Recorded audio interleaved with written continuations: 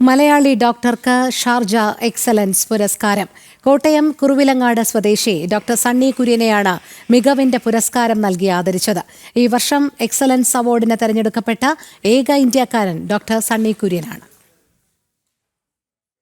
ആരോഗ്യരംഗത്തെ സംരംഭക മികവിനുള്ള അംഗീകാരമായാണ് 36 വർഷമായി ഷാർജയിൽ സേവനമനുഷ്ഠിക്കുന്ന ശിശുരോഗ വിദഗ്ധൻ കോട്ടയം കുറുവിലങ്ങാട് സ്വദേശി doctor Sunny Kurian Sharjah excellence പുരസ്കാരം നൽകിയത്. ഷാർജ എക്സ്പോ സെന്ററിൽ നടന്ന ചടങ്ങിൽ ഉപഭരണാധികാരി Sheikh Abdullah bin Salim Alqasimi പുരസ്കാരം സമ്മാനിച്ചു. ഈ വർഷത്തെ 17 അവാർഡ് ജേതാക്കളിലെ ഏക ഇന്ത്യക്കാരനായിരുന്നു ഡോക്ടർ സണ്ണി കുര്യൻ. തനിക്ക് ലഭിച്ച അംഗീകാരം മുഴുവൻ ഇന്ത്യക്കാർക്കും മലയാളികൾക്കുമുള്ള അംഗീകാരമാണെന്ന് അദ്ദേഹം പറഞ്ഞു. അത് ഈ അംഗീകാരം എന്ന് പറയുന്നത് ഓഫ് കോഴ്സ് ഞാൻ ഹാപ്പിയാണ്.